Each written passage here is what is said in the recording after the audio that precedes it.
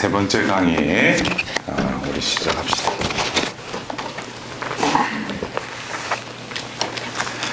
성부와 성자와 성령의 이름으로 아멘. 예레미야서의 말씀입니다. 보라, 그날이 온다. 주님의 말씀이다. 그때에 나는 이스라엘 지방과 유다 지방과 새 계약을 맺겠다. 그것은 내가 그 조상들의 손을 잡고 이집트 땅에서 이끌고 나올 때에 그들과 맺었던 계약과는 다르다. 그들은 내가 저희 남편인데도 내 계약을 깨뜨렸다. 주님의 말씀이다. 그 시대가 지나간 뒤에 내가 이스라엘 지방과 맺어줄 계약은 이러하다. 주님의 말씀이다. 나는 그들의 가슴에 내 법을 넣어주고 그들의 마음에 그 법을 새겨주겠다. 그리하여 나는 그들의 하나님이 되고 그들은 나의 백성이 될 것이다. 주님의 말씀입니다. 좋으신 주님, 또한 이 시간을 통해서 이 말씀이 이 자리에서 온전히 이루어지길 바랍니다. 천상의 어머니여, 저희를 위하여 빌어주옵소서. 천상의 군대와 저희 각자들에게 맡겨주신 수호 천사들이여, 저희를 위하여 빌어주옵소서. 네, 여러분들 우리가 1강, 2강을 통해서 이 세미나의 제목이 자비와 회복 세미나죠. 그래서 자비의 하나님과 회복의 하나님의 그 하나님이 삼위일체이신 하나님이시잖아요. 그래서 어떻게 보면 이 구원의 역사, 이 창세기부터 요한묵시록에 이르는 이 구원의 역사는 결국 하나님께서는 사랑 자체이시지만 또 인간이 죄를 지음으로 인해서 하나님의 또 다른 속성, 하나님의 자비하심이 이 인류에게 계시되었죠. 더불어서 이 자비는 바로 하나님이 원래 창조하신 그 하늘과 땅을 재창조하시는 그 회복의 역사가 바로 이 성경의 역사이기도 합니다. 근데 우리가 뭐 새 하늘 새 땅 그러는데 여러분들 그래요. 뭐 새 하늘 새 땅 그러니까 뭐 그러면은 이게 하나님이 뭐 새 하늘 새 땅을 새롭게 창조하면은 뭐 이 붉은 이 푸르른 하늘이 뭐 이상하게 뭐 다른 빨간색으로 바뀌고 뭐 땅이 뭐 이상하게 뭐 에메랄드 그 대리석으로 다 깔리고 그런 새 하늘과 새 땅이 아니라 거기서 우리가 그 묵시록 21장 1절에 보면 뭐예요? 나 요한은 새 하늘과 새 땅을 보았습니다. 그래요. 거기서 우리가 새 하늘과 새 땅이라는 그것은 바로 그 존재가 바뀌면 평상시에 보는 하늘이고 땅이지만 뭐예요? 새 하늘과 새 땅이 된다는 거예요. 여러분들 이것도 참 받아들이는 게 제가 어제 그 2강을 시작하면서 그 루카복음 18장에 예리고 소경의 그 말씀을 선포했지 않습니까? 거기서 보면 예수님이 그가 뭐라고 해요? 다윗의 자손이신 예수님, 저에게 자비를 베풀어 달라고 하자 사람들이 그를 저지했어요. 근데 뭐예요? 다시금 더 큰 소리로 다윗의 자손이신 예수님, 저에게 자비를 베풀어 달라고 하자 예수님이 그에게 다가가요. 그래서 너 뭐 나에게 무엇을 원하느냐? 그러니까 이 소경이 다시 보게 해 주십시오. 그래요. 그러니까 이 말을 통해서 뭐예요? 이 소경은 태생 소경은 아니었다는 거죠. 왜냐하면 다시 보게 해달라는 것은 언제까지는 자신이 보았다는 거죠. 근데 어느 순간에 시력을 잃었다는 거죠. 그러나 여기서 말하는 그 소경이 다시 보게 해달라는 것은 육적인 눈의 시력을 회복시켜 달라는 거였죠. 그래서 예수님이 뭐라고 하냐면은 그럼 다시 보아라. 그리고 이어서 뭐냐면 너의 믿음이 너를 구원하였다라고 이상야릇한 말씀을 또 붙이셔요. 그러면 이 말씀에 예수님이 그냥 손을 대든지 그냥 말씀으로 나았다 이런 뭐예요? 낫잖아요. 그때는 뭐예요? 육적인 치유밖에 안 일어난다는 거죠. 그러나 예수님은 다시 보아라 했는데 네 믿음이 너를 구원하였다라고 또 말씀하셔요. 이것은 그 소경이 다시 보게 해달라고 했던 그 다시와 예수님이 다시 보아라, 예수님도 똑같이 그 단어를 쓰셨지만 그 다시는 또 다른 예수님이 그에게 다시 보게 해주리라는 예수님의 그 베풀고자 하는 그 다시가 틀리다는 것을 우리가 알아차려야 돼요. 그리고 더불어서 그가 즉시 다시 보게 되었다라고 성경은 또 말하고 있어요. 그러면 이 다시는 첫 번째 육적인 이 눈의 시력을 회복되었느냐, 아니면 예수님의 그 말씀대로 예수님이 의도하신 그 다시 보게 해주겠다는 그 회복이 이루어졌느냐, 그거는 2000년 전 예리코 소경만이 알 수 있겠죠. 그러나 여러분들, 저 자신도 그렇고 예수님을 만나고 성령 안에서 살면서 여러분들 안 그래요?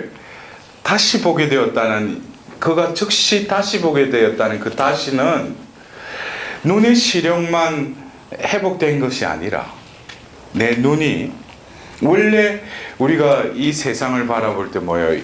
이 세상은 하느님이 창조하셨다는 거죠. 근데 우리는 과연 이 세상을 바라보면서 그분의 창조하심을 우리는 현존을 느끼면서 이 세상을 바라보느냐 이거예요. 어쩌면 창세기 3장에 그 죄를 짓고 나서 그 성경에서는 그들은 눈이 열렸다고 이야기했어요. 눈이 열리자 그들이 알몸인 거 알고 두렁이 잎으로 그들을 가렸다고 그랬어요. 그쪽에서 눈이 열렸다고 그랬어요. 그러면 눈이 열렸잖아요. 근데 그 눈에 열린 것이 바로 그 3장 그 초입에 그 사탄의 형상으로 뱀이 유혹했던 그 유혹 중에도 뭐예요? 너희들이 눈이 열려서 하나님처럼 되어서 선과 악을 알게 되기 때문에 하나님이 선악과 나무를 따먹지 말라고 한 거다. 그 누구 유혹이에요? 사탄의 유혹이죠. 그 눈에 열린 것은 뭐예요? 영안이 아니라 그 사탄의 그 유혹에 넘어가서 뭐예요? 선악과 나무를 따먹자 그들이 눈이 열렸다는 건 뭐예요? 그 사탄이 의도한 대로 그 죄로 기울어졌고 결국에는 그 죄의 결과로 그 눈이 열렸는데, 그렇다면은 그 눈이 열렸다면은 원래 하나님이 창조하셨을 때 우리에게 보라고 하시면서 부여해 주신 눈의 기능은 창세기 2장에 그 선악과 나무 열매를 따먹기 전에 창세기 2장 말미에 이런 말씀이 있어요. 그들은 알몸인데도 부끄러워하지 않았다라고 이야기하고 있어요. 그러면 그때 그들이 바라봤던 눈은 그러면 무슨 이게 못 보는 눈이었어요? 죄를 짓고 나서 눈이 열렸다고 그랬어요. 그리고 가렸다고 그랬어요. 수치심을 느꼈다고 그랬어요. 근데 창세기 2장에 에덴 동산을 거닐던 그들은 알몸인데도 부끄러워하지 않았다고 그랬어요. 그들이 뜨고 있는 눈은 그러면 장님의 눈이에요? 원래 하나님이 주신 눈은 그 눈이에요. 우리의 눈이 열렸다는 것은 사탄이 유혹했듯이 너희들이 그 눈이 열리면 하나님처럼 되어서 선과 악을 알게 될 것이다. 선과 악을 알게 되면 얼마나 좋아. 내가 선을 알고 악을 알면은 선은 행하고 악은 피하면 되잖아. 근데 그게 그 안에는 뭐예요? 또 다른 어떤 그 사탄이 그 이끌고자 하는 그것은 뭡니까? 너가 하느님처럼 되라는 거죠. 여러분들, 우리가 그렇잖아요. 인간관계를 하면서 내가 볼 때 뭐 우리 한국 조그마한 땅덩어리에도 뭐 고향이 비슷하다, 뭐 동창이다, 뭐 또 뭘 또 자기하고 뭐가 이렇게 억지로라도 뭐가 맞으면 뭐예요? 그 사람은 내가 마음의 어떤 방에다가 이 사람은 선한 사람 방에다가 집어넣어. 근데 보니까 뭐 나에게 보면 계속 해꾸지라하고 안 좋은 소리하고 그럼 뭐예요? 내가 판단을 해요. 이 사람 악한 사람. 그래서 뭐예요? 내 마음의 방에 악한 놈 방에다 딱 집어넣는 거예요. 여러분들 보셔요. 선과 악은 하나님만이 구분 지어줄 수 있고 판단하실 수 있는 영역인데, 인간이 뭐예요? 지가 뭐예요? 저 사람 보고 저 놈은 악한 놈이다, 저 놈은 선한 놈이다, 내가 판단을 다 해버려요. 그리고 우리가 고해성사를 볼 때도 어떻게 해요? 그 악한 놈 때문에 고해성사를 보잖아. 예? 뭐 시 가지고 결혼해놓고 왼수라 해. 자꾸 와서 내보고 그 왼수 이야기 해봤자 지가 좋아서 결혼해놓고 왜 내한테 와서 하소연을 해. 결국 뭡니까? 이게 그 눈이 결국 성경 전체에 그 창세기 3장에 떠여진 그 눈으로 뭐예요? 바라보고 그 인류의 역사는 진행이 된다는 거죠. 그래서 판관기에도 보면 두 번에 걸쳐서 뭐냐면 그 시대에는 자기 눈에 옳은 대로만 행하였다라고 판관기에 나와 있어요. 그렇다면 여러분들이 뜨고 있는 눈이 원래 하나님이 창조 때 부여해 주신 그 눈이냐 이거예요. 내가 제대로 보고 있느냐 이거예요. 그래서 제가 어제 회복의 하나님 말씀드릴 때 왜 그 자비의 희년 로고에 분명히 예수님과 등에 엎여 있는 그 사람의 눈이 정상이라면 4개여야 되는데 왜 한 눈이 겹쳐져 있는가? 이것이 뭡니까? 하나님 자비의 또 다른 뜻이라는 거예요. 결국은 뭐예요? 원래 내가 창조한 너를 회복시키겠다는 거죠. 원래 내가 바라보는 눈이 회복되면은 바로 2000년 전 예수님이 이 세상에 오셨을 때 목자 없이 달려 모여드는 그 군종을 보고 어떻게 처근한 마음이 들었다고 했어요. 그래서 오병이어를 가지고 뭐예요? 그들을 다 먹였어요.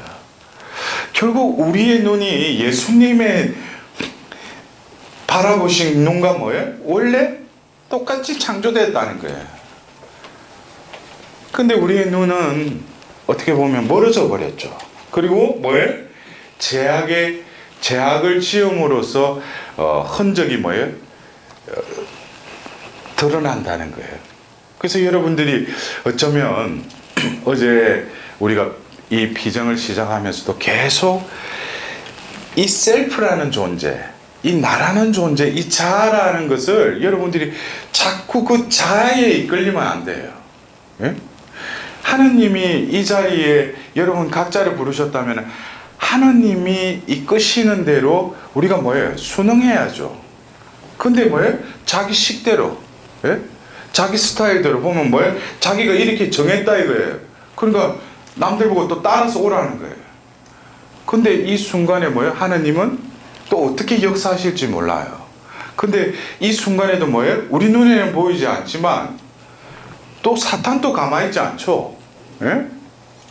여러분도 안 그래요? 뭐 비정대 그 나가는데 보면 뭐 비정집 그 담벼락에 보면 사탄들이 뭐 마귀들이 붙어 있다고 하는데 그런 유치한 표현보다는 우리 마음 안에 이미 뭐예요? 죄의 흔적이 남아 있다는 거죠. 하나는 뭐예요?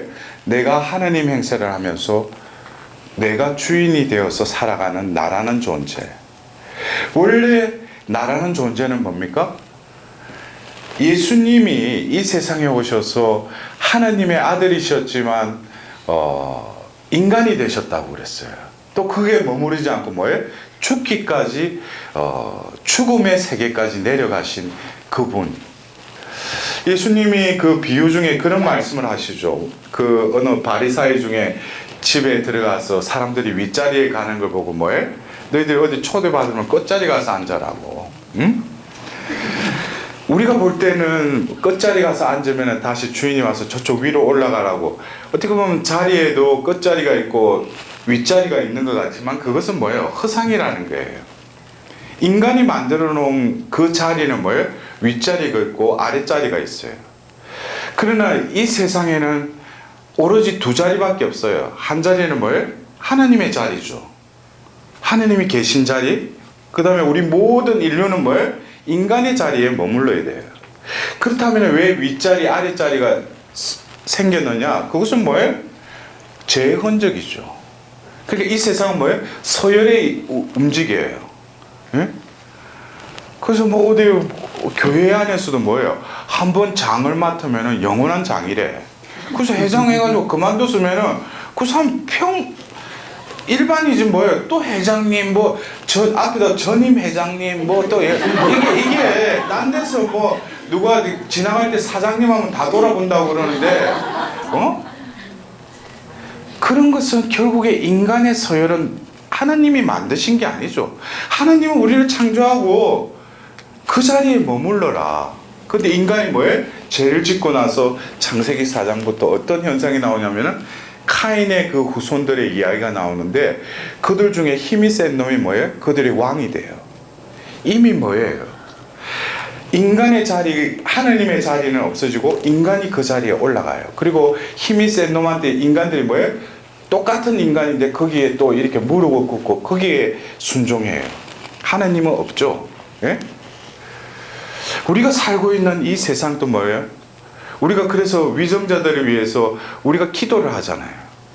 진정한 현명한 지도자는 뭐예요? 자기를 이 자리에 앉게 하신 그 하나님으로부터 이 자리는 존재할 뿐이지 자기가 뭐 잘나서 이 자리에 앉아있다고 생각하는 순간에 뭐예요? 폭군이 되는 거죠. 여러분들 어쩌면 이 비전을 통해서 그 전에 여러분들이 추구했던 또 다른 어떤 성령의 이미지, 성령께서도 그 자리에도 현존하셨고 역사하셨어요. 그러나 이제는 뭐예요? 이 비전은 어떤 차원에 있어서 내가 기능적으로 무엇을 들어달라고 하고 무엇을 이루어달라는 그런 것을 하나님께 딜하는 자리가 아니에요.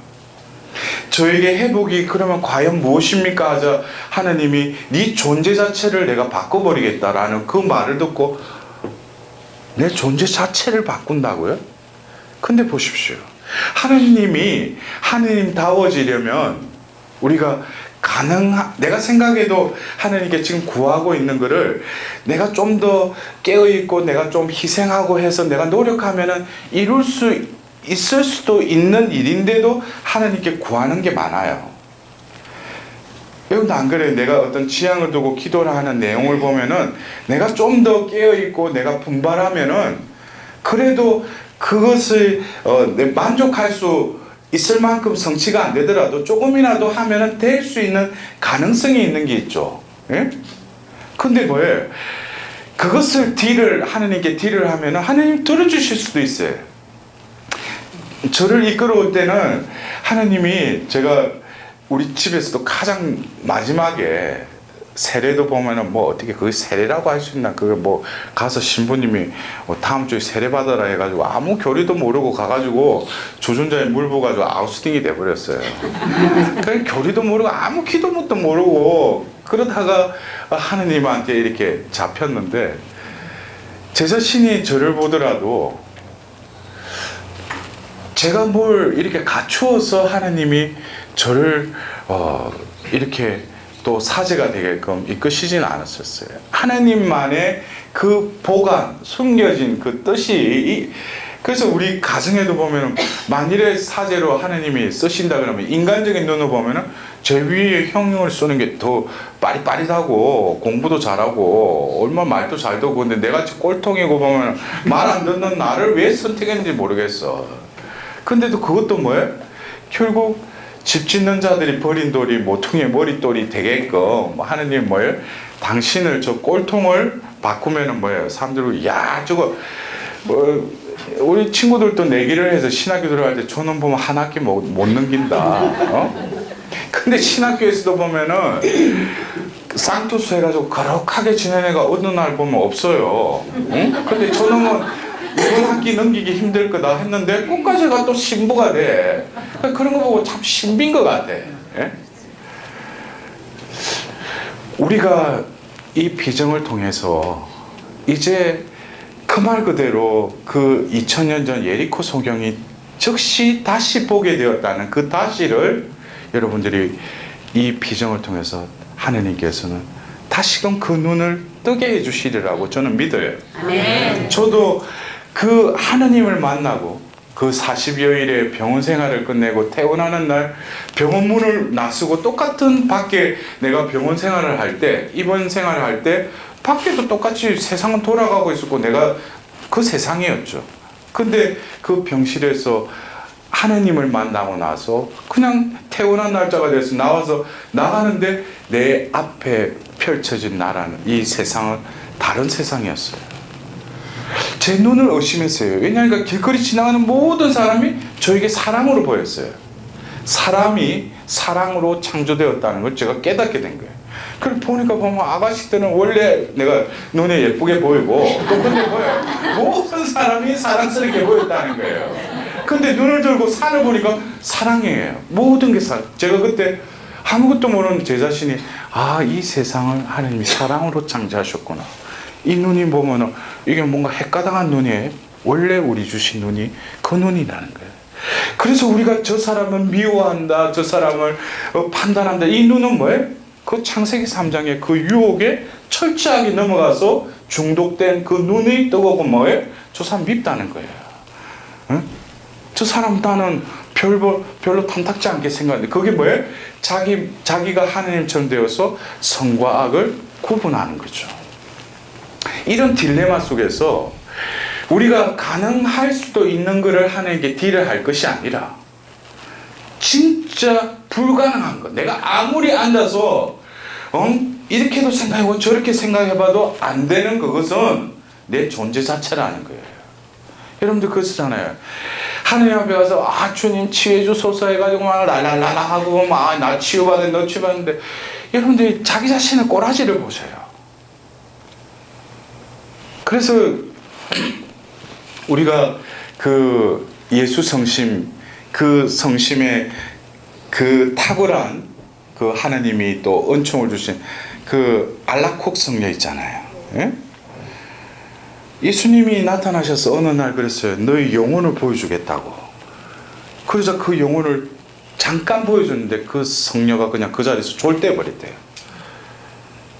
그래서 제가 그걸 일화를 읽고 나서 저에게는 절대 그런 질문을 하지 마십시오. 왜냐하면 저는 제 영혼을 잠깐 보여주면 아마 죽을 거예요. 여러분들, 우리가 떠여져 있는 눈은 뭐예요? 겉만 봐요. 근데 예수님은 뭐예요? 요한복음 그 2장에도 보면 예수님이 처음 예루살렘에 가셨을 때 성전을 정하고 나서 그들 가운데 그들을 바라보는데 예수님은 그들과 말을 나누기를 좀 삼가하셨어요. 왜냐하면 예수님은 그들을 꿰뚫어 보고 계셨기 때문에. 겉을 본 게 아니고 그들의 마음속을 꿰뚫어 보고 계셨다고 그랬어요. 여러분들, 우리가 하느님의 자비가 나에게 터치를 하고 자비를 입으면은 먼저 일어나는 상황들이 뭐예요? 자신의 실상을 보게 돼요. 그러면서 뭐예요? 자신이 얼마나 죄인인가를 깨닫게 돼요. 여러분들, 그런 존재 인식이 아직 안 됐다면 뭐예요? 자비 자체도 자기에게 터치가 안 된 거예요. 자비가 나를 휘감고 나를 터치하면은 내 존재의 인식이 틀려져요. 자기 딴에는 잘났다고 보면 그래도 한껏 했는데, 근데 뭐예요?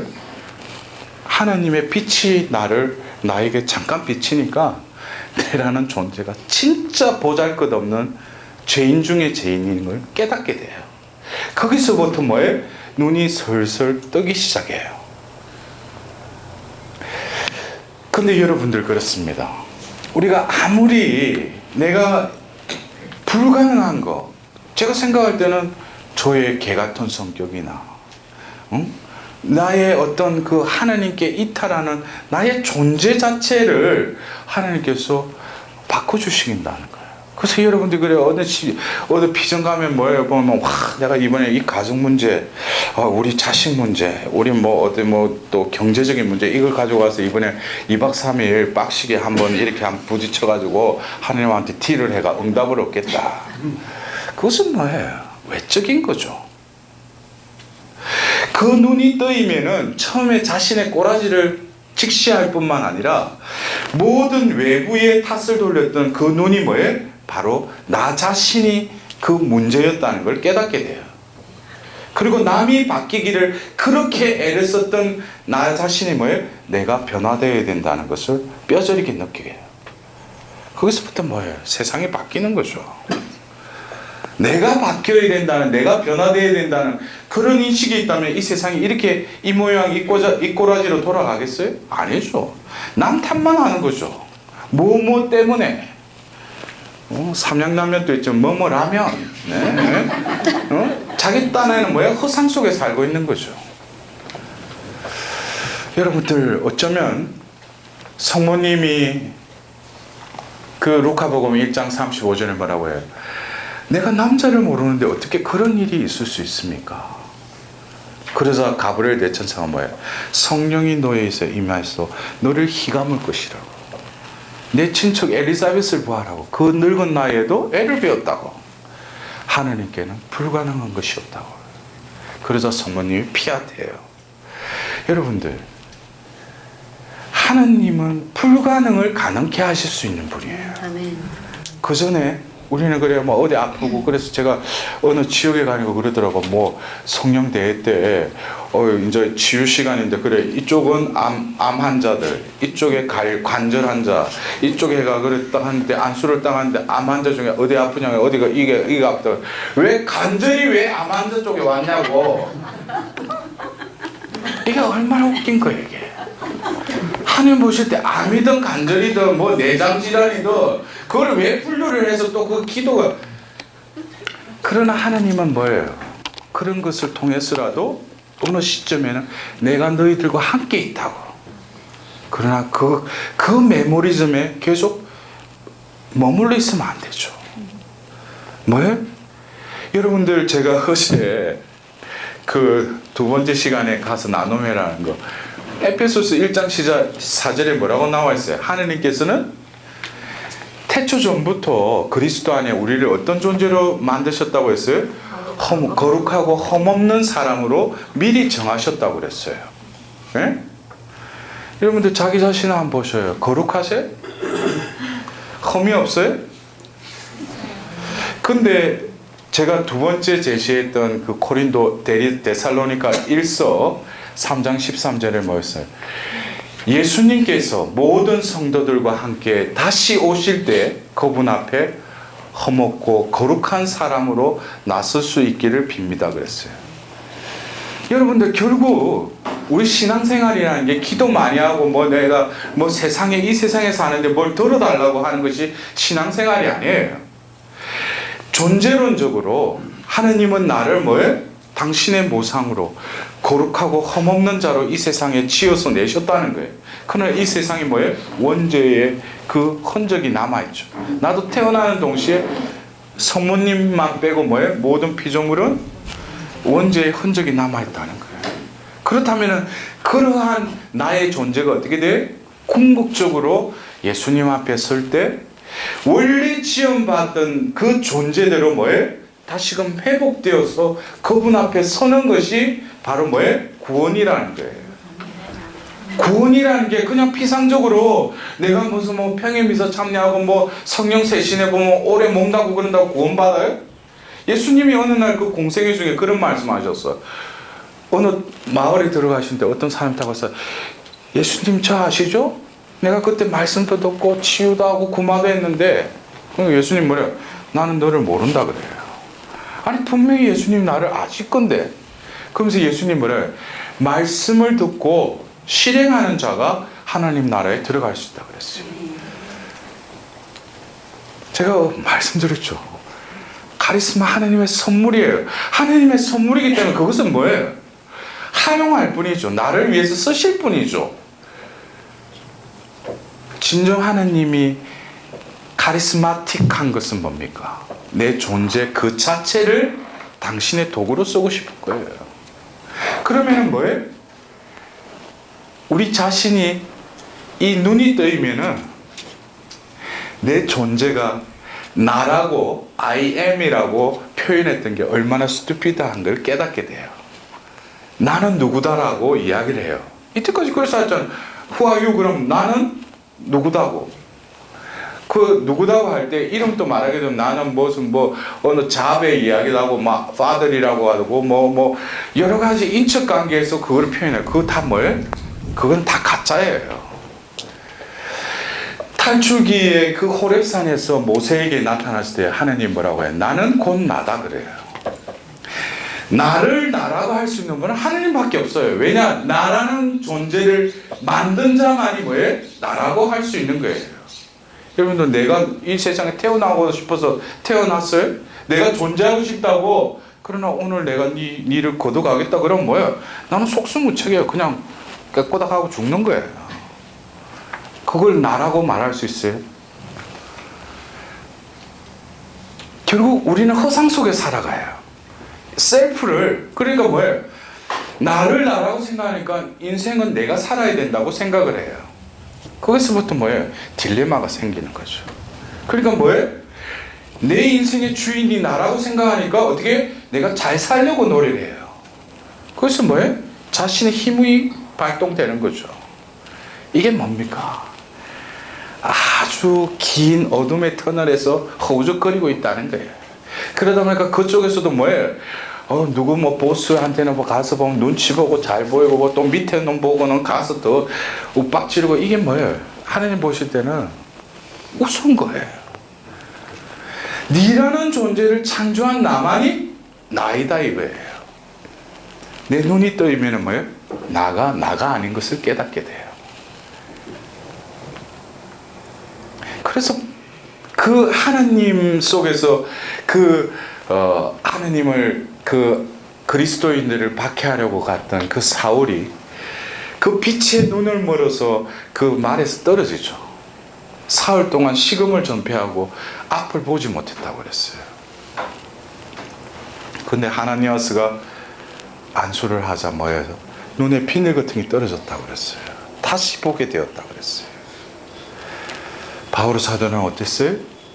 어떻게 보면은 자기는 가므리엘 밑에서 바리사이 중에 바리사이에 그 최고급 교육을 받았고 그 시대에 누구보다도 젊은 층의 사람들 중에도 뭐예요?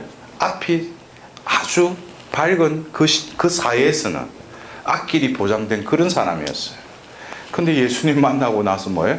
인생을 조졌죠. 예? 인간적으로 보면은. 그리고 다마스커스에 가서 3년 동안 또 그 사막에 또 생활을 하고 나서 이제 이방인의 사도로 불림을 받습니다. 그래서 바오로 사도 그래요. 갈라티아서 2장 19절에 뭐예요? 나는 예수 그리스도와 함께 십자가 못 박혀 죽었습니다. 이제는 내가 사는 것이 아니라 그리스도께서 내 안에 사십니다. 라고 고백을 해요. 내가 사는 게 아니라니까요. 그 눈이 뜨이면 나를 창조하신 그분이 나를 대신해서 사시려고 그렇게 내 안에서 탄식하시는데도 우리는 그것을 외면해버리고 내가 살려고 또 그래 하는 게 멀쩡해요? 내가 사는 것에 도와달라. help me 그래. 그리고 주체는 뭐예요? 내가 사겠다 이거예요. 바오로 사도가 그리스도께서 내 안에 사신다 그랬어요. 이걸 어떻게 이해할 수 있어요? 내가 예수 그리스도가 정해준 그 목표를 향해서 나는 달려갈 뿐이다. 과거에 내 모든 것은 뭐예요? 쓰레기로 여긴다고 했어요. 내가 가지고 있던 거, 내가 누리던 지위, 파워, 이 파워는 뭐예요? 내 힘이죠. 그래서 어떤 때 저에게 이렇게 다가오는 분들 보면 뭐예요? 신부님, 봉옥마마 살기 너무 힘들대. 힘들지. 왜 힘들어요? 지 힘으로 사는 거 힘들지. 근데 어떤 순환과 역경을 한번 이렇게 겪었던 사람들은 틀려요. 제가 하는 말 들으면 그렇지. 저 신부는 뭘 안 해. 예. 왜? 결국 자기 힘으로 살아봤자 난공불락이에요. 예리고 성 앞에서. 근데 예리고 성 앞에서 어떻게? 그냥 7번 돌아라 이거예요. 그리고 한번 소리 지르면 무너진다고요. 그게 있을 수 있는 일이에요. 근데 뭐예요? 그 주님 그 장사가 나타나죠. 주님 군대의 장사가 나타나서 내가 싸워주겠다 이거예요. 그래서 뭐예요? 제가 그 평화방송 그거 하면서도 성전, 거룩한 전쟁을 하는 그 원리는 우리가 세상에서 배운 그 논리는 뭐예요? 남을 지배하고 정복해야지 내가 정복당하지 않는다는 그것을 이 세상에서는 가르쳐요. 그래서 뭐예요? 내 힘을 키우는 거죠. 남들보다도 좋은 것을 또 대학이나 뭐 공부를 해서 뭐예요? 또 그런 어떤 남이 안 하는 또 그런 걸 또 따야죠. 네? 그리고 남보다도 뭐예요? 위에 올라가야죠. 그것은 세상의 그 삶의 원리라면 이 성전, 거룩한 전쟁의 원리는 정복하지 않으면 정복당한다는 것이 아니라 정복당해야지 정복할 수 있어요. 그것은 뭐냐면은 내 힘으로 이 전쟁을 하는 것이 아니라 하느님의 힘이 나를 온전히 지배하고 차지해야지 이 전쟁에서 이길 수 있는 거예요. 여러분들 어떻게 제가 하는 말이 이해가 되셔요? 네. 그러면 그래도 여러분들은 뭐예요? 내 나름대로 하느님 안에서 살아가면서 내 안에 단식하는 성령에 이제 조금씩 귀 기울이게 됐다는 거예요. 그전에는 나에게 헬프미의 존재로 하느님 불렀어요. 그러나 이제 뭐예요? 그분이 내 안에서 사시도록 결국 뭡니까? 나라는 존재가 완전히 바뀌게 되는 거죠. 여러분들 오늘 그 이 시간에 새 계약에 대해서 이 새자라는 게 그래요. 영어로 하면 뉴죠. 그러나 그리스어의 히랍어로 하면은 이 뉴라는 의미를 드러내는 게 까이네라는 단어가 있고 네온이라는 단어가 있어요. 근데 똑같이 새로운이라는 뜻이에요. 그러나 이 까이네와 네온은 하나는 보면 영원하다면은 하나는 한시적인 거예요. 그래서 이럴 때면은 네온이라는 그 단어를 쓸 때는 뭐예요? 새로워요. 우리가 이를테면 새 차를 사서 그래서 차를 빼가지고 시동을 끄는 순간에 뭐예요? 혼차가 되는 거지. 예? 진열장에 저거 사야 제가 옷 사가 입는 순간에 뭐예요? 헌옷이지. 응? 근데 뭐예요? 이 까이네라는 이 새로운이라는 것은 시간이 흘러도 불변하다는 거예요. 그래서 예수님이 새 포도주는 새 부대에, 그다음에 새하늘 새 땅, 그리고 지금 우리가 하는 새 영, 이때는 까이네라는 단어를 써요. 네온이라는 단어를 안 써요. 이거는 뭐예요? 영원 불변한 거.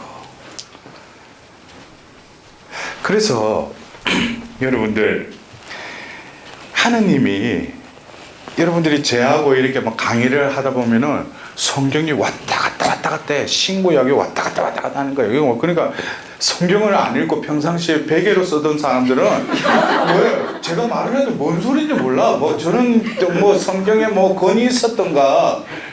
근데 저는 뭐예요? 이제는 성경이 73권의 책으로 이렇게 나눠져 있지만 우리에게 뭐예요? 한 권의 성경으로 주어진 거예요. 73권은 한 권으로 봐라 이거예요. 근데 뭐예요? 창세기 따로, 탈출기 따로, 뭐 요한복음 따로. 이거를 뭐예요? 합쳐서 합본으로 하나의 책으로 볼 때 내 이름이 생명의 책에 적혀 있는 거예요. 그리고 이 한 권의 책의 스토리가 제가 그래서 그 성경 제가 강의를 할 때 그래요. 다른 뭐 성경 공부 뭐 또 성경 뭐 해가지고 뭐 나누기는 하는데 저는 성경을 강의를 하는 목적이 뭐냐면은 역사가 뭐예요? 히스토리죠. 예? 히스토리는 또 뭐냐면 히즈 스토리예요. 그의 이야기예요. 그가 누구예요? 지저스 크라이스트예요. 인생의 이 인류의 역사는 그로 인해서 BC와 AD로 바뀌어요. 여러분들이 여기서 2000년 이후에 태어난 사람 없는 것 같은데 1900땡땡년 태어났다는 우리 주민등록 번호의 그 아이디의 그 생년월일은 뭐예요? 누구로부터 기인됐어요? 나는 뭐 크리스찬이든 아니든 뭐예요? 이미 이 세상에 태어나는 순간에 1900 몇 년도 태어났다는 그게 뭐예요? 예수님과 뗄래야 뗄 수 없는 관계성 속에서 내 삶이 정해지는 거예요. 그래서 히즈 스토리라는 것은 바로 예수님의 이야기가 바로 뭐예요? 성경이라는 거예요. 구약은 그가 오기 전에 이야기라면 그가 오고 나서 뭐예요? 이야기가 신약이라는 거예요. 그 히즈 스토리를 이제는 뭐예요? 첫 번째 단계가 예수님의 그 스토리가 바로 마이 스토리로 바꿔야 돼요. 창세기부터 요한복시록의 그 말씀이 그냥 뭐 구약의 그 팔레스티나 지역에 보면은 그 이스라엘 백성들이 아니라 바로 나의 이야기를 거기에 적어 놓은 거예요. 그게 뭐예요? 말씀이 육화되는 거죠, 내 안에. 그러니까 글자로 보면은 뭐 그렇게 백날 읽어보셔요. 말씀을 듣고 실행하는 자가 하나님 나라 들어갈 수 있다고 그랬어요. 말씀을 먹어야죠. 말씀이 내 안에 들어오고 뭐예요? 나를 온전히 차지해야죠. 그래서 첫 번째 히즈 스토리에서 뭐예요? 마이 스토리로 바꾸는 작업을 해요. 그리고 또 다음 단계가 뭐냐면 다시 히즈 스토리로 또 바꿔야 돼요. 계속 그 예수님이 남자니까 이게 원래 하면 여자면 홀 스토리죠, 그죠? 예, 그래서 뭐 성모님 이야기를 해도 돼. 왜냐면 성모님 없었으면 예수님 못 왔으니까. 근데 다음 단계가 his her 스토리로 다시금 재편집해야 돼. 이 말은 뭐냐면 말씀이 나에게 육화되면은 이 창세기의 말씀이 나의 어떤 탄생을 이야기하고 있고 어떤 판관기다 열왕기다 이런 것이 내 안에 움직이고 내가 살아온 성장 과정들이 다 있고 어느 순간에 예수님을 만나고 또 어떤 순간에 성령을 체험하고 그 이후의 삶을 이 성경의 마이 스토리로 하는 작업 뒤에 뭐예요? 마이가 이제 히즈 홀로 바뀌어요. 그때 되면은 이제 내 역사가 어떻게 돼요? 내가 이 자리에 존재한다고 나라고 생각하던 그 나는 없어지고 히와 시만이 남아요. 그는 뭐예요? 나를 보내신 분이 나를 이렇게 이끄셨구나. 그것이 바로 뭐예요? 어파슬이죠. 사도죠. 그래서 저는 매일 하루 이렇게 끝날 때 나를 오늘 하루를 이렇게 성찰을 할 때 보면은 그전에는 뭐예요? 주님 제가 그때 그 사람 만나서 싫은 소리 하지 말았어야 했는데 그때 조금 해가지고 선행을 베풀었는데 나로 성찰을 했어요. 근데 이 눈이 뜨이고 나서 뭐예요? 나이기도 하지만 나를 성찰한, 왜냐면 내가 움직이니까 내가 말을 하니까. 근데 뭐예요? 그로 또 성찰을 하는 거예요. 그를 오늘 왜 그쪽으로 이끄셨을까? 응? 그에게 그 성령께서 또 어떤 말씀을 하라고 인도하셨는데 내가 그때 그런 말을 하지도 못했구나. 그건 뭐예요? 나를 객관화시켜요. 그래 되면은 뭐예요? 믿고 왼수 맺고 그런 거 없어요. 중요한 것은 뭡니까? 하나님의 그 비단에서 하나님의 현존 안에서 머무르느냐 머무르지 않고 어둠에 또 들어갔냐 이 문제만이 죄를 판가름하는 그 잣대지. 내가 나라고 생각하니까 뭐예요? 그 사람이 믿고, 그러니까 고에서 와서도 뭐라고 그래요? 그 사람이 도저히 미워서 안 된대. 그건 뭐예요? 내가 주인인 거죠. 여러분들 어떻게 보면 제가 말씀드리는 부분에 있어서 어떤 경우에는 좀 철학적이고 조금 사변적인 그런 내용도 있을 수도 있어요. 근데 그냥 흘러보내셔. 아직까지 마음에 안 닿으면은 내가 답답해? 이 자리에 나를 초대하셨다면은 하나님이 네 존재 자체를 바꾸겠다고 지금 뭔가를 이렇게 마음을 이렇게 조급하시는 것도 하나님이지. 내가 뭐 조급하다고 해가지고 내 인생 내 꼬라지가 이기까지 살아왔다면 걱정하지 마셔. 하나님한테 그냥 맡겨드려. 그분이 어떤 방법으로든지 바꿔주실 테니까. 네. 제가 오늘 이 세 번째 강의의 세계야. 여러분들 제가 어제 첫 번째 시간에도 말씀드렸듯이 하나님이 이스라엘 백성과 계약을 맺고 나서 태도가 바뀌셔. 그거를 제가 결혼에 비교했잖아요. 자꾸 딴 놈 팔고 그러면 뭐예요? 그때는 선전포고를 하듯이 하나님이 그들과 인격 당사자 간의 공적인 관계를 법적으로 맺은 그 커버넌트, 계약을 맺었지만 그들은 끊임없이 불성실하지만 예수님은 신실하게 그들의 계약을 지키려 하시죠. 그러나 결국 그 창세기 6장에 뭡니까? 카인의 계열과 그 하나님의 셋이 그래서 그 창세기 5장에 보면은 이제 카인이 아벨을 죽이고 나서 5장에 다시금 아담의 족보가 다시 쓰여지는데 거기 보면은 아담 다음에 셋으로 이어져요. 카인은 없어져요. 그러면서 셋의 어떤 그 자녀들을 하나님은 이제 주님을 다시금 섬기는 그 그룹으로 만들기 위해서 내셨는데 이 그룹과 카인의 계열이 짬뽕이 되어버린 거예요. 그래서 창세기 6장에 보면 그들에게 하나님이 숨을 불어넣었던 그 숨, 하나님이 영을 거둬가셔요. 이거는 결국 뭡니까? 인간이 숨을 불어넣어서 비로소 생명체가 된 존재인데 하나님이 그 영을 거둬가 버리셨다고. 그리고 너희들은 120세까지 못 산다고. 그리고 그 이후에 그 스토리를 보면은 어떻게 보면은 배터리가 없는 로봇과 비슷한 거예요. 움직이는 움직이는데 안에 제정신이 아니지. 그래서 구약에 보면은 뭐예요? 하나님은 특별히 선택한 이들에게 기름을 부으면서 영을 부어주셔요. 그리고 우리가 그 민수기 14장을 보면 뭐예요? 그 모세에게 부어줬던 그 영을 70인 장로에게 또 나눠주셔요. 그래서 자기의 일을 하게끔 뭐예요? 하나님은 그에게 영을 부어주셔요. 근데 구약에는 돌판에 새겨진 그 법만 지키는데 이게 영이 없으니까 하나님과의 어떤 통교가 없으니까 뭐예요? 지킬 수가 없는 거지. 근데 하나님은 뭐예요? 내가 새 계약을 맺겠다고 그래요. 그러면서 그 예레미야에게 뭐라고 합니까? 나는 그들의 가슴에 내 법을 넣어주고 그들의 마음에 그 법을 새겨주겠다. 그리하여 나는 그들의 하나님이 되고 그들은 나의 백성이 될 것이다. 하나님은 계약을 맺으시고 나서 꼭 그 말씀하셔요. 나는 너희의 하나님이고 너희는 나의 백성이다. 이거는 뭐예요? 존재 대 존재의 관계를 다시금 뭐예요? 정립하시는 거죠. 여러분들 내가 주일미사 그랬다라고 보면은 가서 그 뭐 고에서 가가지고 매번 하는 레파토리잖아. 그래서 저는 어떤 데 판공할 때 보면은 제가 제정신이 아닐 때는 내가 고백을 하는 저분이 성인이 아닌가 싶어요. 왜냐하면 1년에 연중 행사로 2번 하는 그 6개월여 동안의 지원제가 주일미사 몇 번 그랬대. 이 정도면 뭐예요? 성인품에 올려야 돼. 아니 6개월 동안 지원제가 그거밖에 없다니.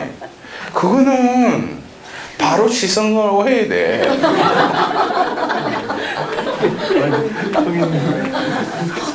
근데 여러분들 보십시오. 우리가 비건한 예로 주일미사 그랬다. 그게 뭘 고백할 거예요. 이래 말했다고 또 어떤 분은 그 신부는 제가 그런 의미가 아니라 성찰을 제대로 하려면은 그 관계성 안에서 지은 죄를 생각을 해야 돼요. 내가 왜 주일미사 그랬는가? 지 골프 치러 다니지 어디 놀러 다닌다고 해가지고 했잖아요. 그거는 뭐예요? 하느님 관계는 단절이 돼버렸어요. 내 인간의 관계가 뭐예요? 그것도 이웃사랑도 아니고 인간적인 그 관계를 유지하기 위해서 하느님 관계를 던져버린 거예요. 그게 큰 죄지. 주일미사 몇 번 그랬습니다. 그럼 끝! 이래. 그게 뭐예요? 우리가 또다시 율법주의에 빠지는 거예요. 어떤 계명 지키면 내가 그냥 하느님하고 올바른 관계 유지한다. 응? 그러니까 남한테도 뭐예요? 너 왜 그거 안 지키냐고. 자기는 지켰다 이거예요. 근데 내면을 보면은 이 사람은 주일날 어쩔 수 없이 주일미사에 걸을 수밖에 없는 상황이었어. 자기 집에 보면은 자식이 있는데 자식이 고열로 보면 아파. 근데 엄마가 아무 가족은 없고 자기가 뭐예요? 애 그냥 놔두고 내동댕이 치고 보면 가서 미사 보고 보면 한다고 해가지고 그게 주일미사를 그러지 않은 거예요? 아니죠. 어떻게 보면 외형적인 것이 아니라 내면적인 것. 하느님은 우리와 어떻게 존재론대 존재론적인 관계를 맺었다는 거예요. 세례를 받고 예수님이 물 위에서 올라오시죠. 뭐라고? 너는 내가 사랑하는 아들, 내 마음에 드는 아들이다. 이거는 뭐예요? 존재 대 존재로서 말씀하시는 거예요. 내가 무슨 뭘 잘해놓으면 뭐예요? 여러분들도 그래요. 자식과 남편, 아내도 뭐예요? 존재론적으로 돼야 되는데 저 인간이 요즘 해서 잘 나가다가 돈을 안 벌어와. 그럼 뭐야? 밉지. 그게 뭐야? 남편을 기능적으로 보는 거예요. 자식도 뭐예요? 공부 안 하면은 밉지. 그거 뭐예요? 기능적으로 자기 소유론적으로 그 타인을 가치를 매긴다는 거죠.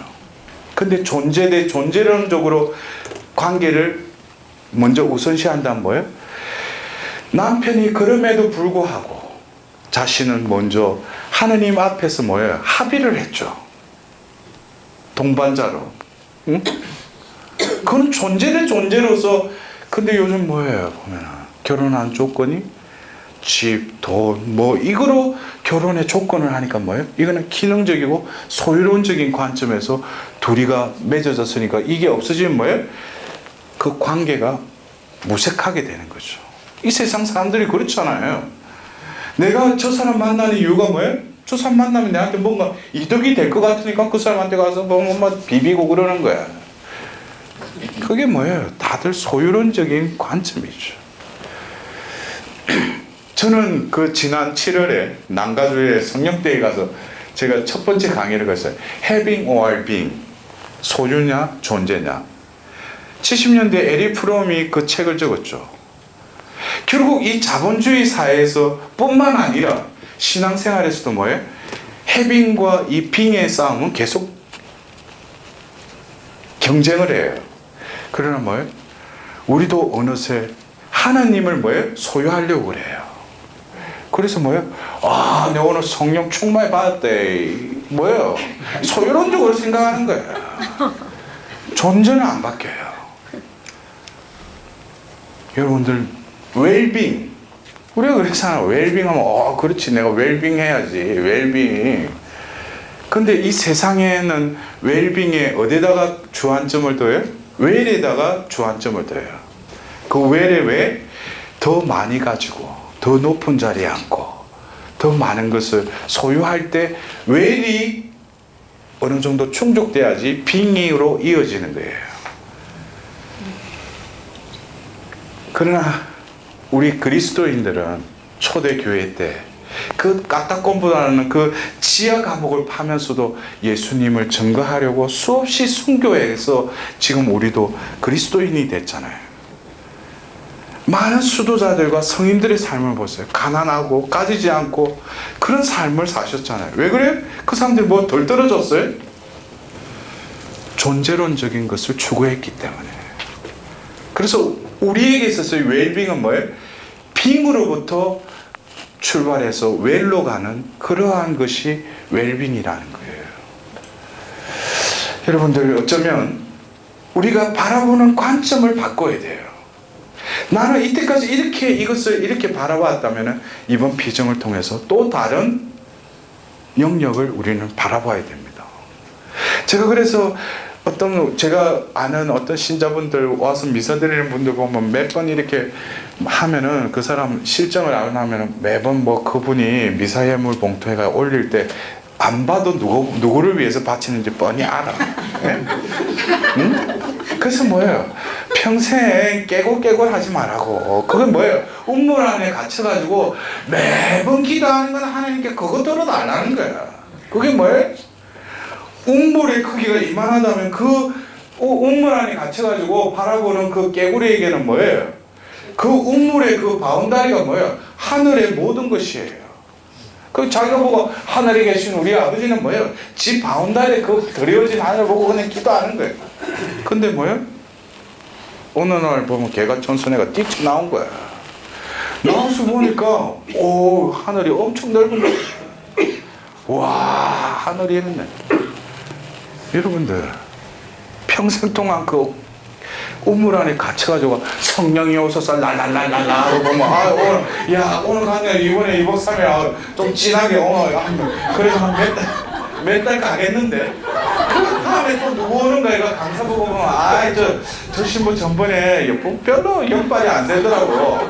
난 좀 영빨 센데 좀 갈래. 이게 뭡니까? 소유론적인 관점이죠. 빙의 개념은 뭐예요?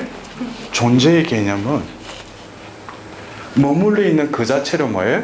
내가 비어있고 하느님 앞에 열려있다면 이 세상을 가득 채우신 그분의 영이 뭐예요? 나를 가득 채워줘.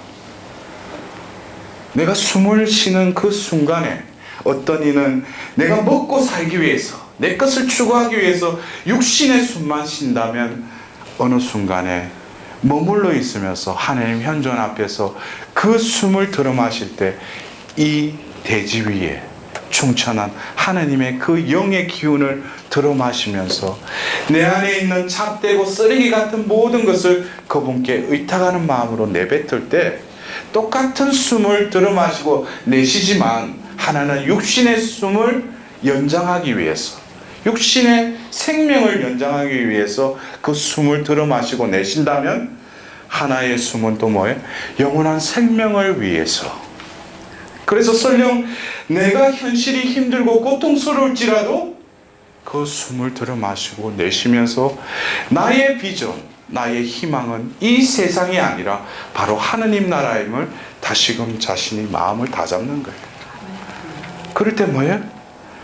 내 안에 어느새 이제 겨울이 되면은 앙상한 가지를 보더라도 나는 뭐예요? 봄에 파릇파릇하게 돋아나는 그 싹을 이미 나는 본 거죠. 그게 부활신앙이죠. 여러분들, 이제 그 계약을 맺었던, 시나이산에서 계약을 맺었던 하나님께서 이제 남유다가, 그 유다가 바벨론으로 끌려갈 때 한 예언자를 선택하시죠. 그 예언자를 통해서 입만 열면은 너희들의 이제 바빌론으로 유배갈 것이다 라고만 말이 나와서 자기가, 예레미야가 뭐예요? 왜 나를 이 세상에 태어나게 했느냐고 그랬던 그 예레미야가 31장에 잠깐 하나님의 그 희망적인 메시지를 전해요. 그게 뭐예요? 내가 다윗의 지방과 새 계약을 맺겠다 이거예요. 근데 그 새 계약은 뭐예요? 나의 법을 너희들 마음 안에 새겨주겠다는 거예요. 그래서 여러분들, 하나님은 이 새 계약을 구약에 이루시지 않죠. 이제 신약이 때가 돼서 이루시죠. 우리들의 마음판에는 뭐예요? 성령의 법이 이미 새겨져 있죠. 여러분들, 새 계약이라는 것은 과거의 것을 폐기하고 새 계약이라고도 할 수도 있지만, 원래 하나님이 이스라엘 백성과 시나이산에서 맺었던 그 계약은 하나님 편에서는 영원한 계약이었어요. 근데 인간들은 그것을 계속 끊임없이 저버리니까. 그러니까 제가 어제도 그 새 영을 그 비유를 하면서 뭐예요? 하나님은 우리를 당신의 모상으로 창조하셨어요. 그 그릇을 다시금 뭐예요? 리뉴얼한 게 뭐예요? 세례 성사했다라는 거죠. 그러나 그 이후에 그릇이 먼지가 쌓이고 불순물이 다듬하니까 원래 깨끗한 물이 어떻게 구정물이 됐다는 거죠. 근데 하나님이 때가 되어서 뭐예요? 다시금 그 그릇을 다시 깨고 빚어주겠다는 거예요. 그럴 때 내 편에서 보면은 그 더러운 그릇에 깨끗한 물을 백날 부어자 더러운 물이 됐지만 이제 나를 다시금 빚으셔서 그 물을 부었을 때 어떻게 돼? 내 편에서는 그 구정물이 어떻게 됐어요? 새물이 됐죠. 깨끗한 물이 됐죠. 그러니까 내 편에서는 어떻게 표현할 수 있어요? 새 영이라고 표현하는 거예요. 그래서 이 뭐 에제키엘서는 새 영이라고 그러고, 뭐 사도행전 2장에는 영을 받았는데, 또 21세기 말이니까 저 신부가 보면 뭐 새 영을 받아라, 이게 뭐냐? 이거 뭐 그러면 헛영, 옛영, 뭐 이게 막 복잡해져. 그건 지가 생각하는 거지. 하나님 편에서 뭐예요? 우리에게 숨을 부르는 그 숨은 영원한 숨이에요. 영원한 생명을 누리도록 이 세상을 내실 때 인간에게 부어준 그 영원한 숨이, 그래서 이 영원한 숨을 이 생에서 들어 마시고 쉬다가 결국 때가 되면은 뭐예요? 이 지상의 숨은 끊어질지 모르지만 이제 본격적으로 뭐예요? 영원한 생명의 숨을 이제 호흡하기 시작한다는 거예요. 육신의 숨이 끊어지는 순간에 비로소 뭐예요? 영원한 생명의 숨이 태어날 때 응행했듯이 그때 비로소 쉬기 시작하는 거예요. 우리 눈에 뭐예요? 이제 숨을 쉬지 않으니까 실제죠. 그러나 뭐예요? 이제 영원한 생명이 되어서 비로소 영원한 생명의 숨을 쉬게 되는 거죠. 여러분들, 오늘 이 시간 다시금 하나님께서 예레미야를 통해서 새 계약을 맺겠다고 하셨어요. 그래서 여러분들 각 그룹에 가셔서 나눔을 하실 때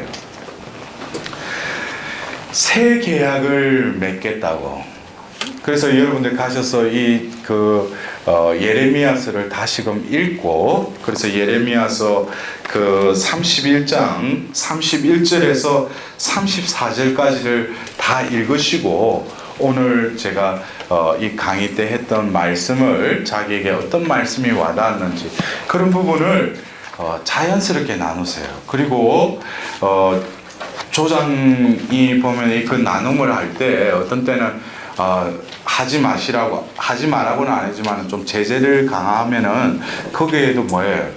따르셔요. 예?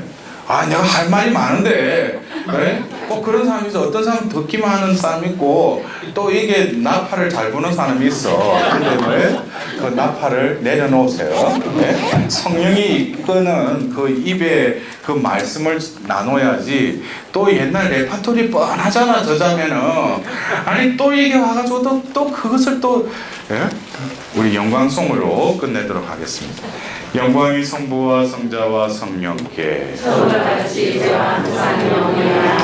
성부와 성자와 성령의 이름으로 아멘.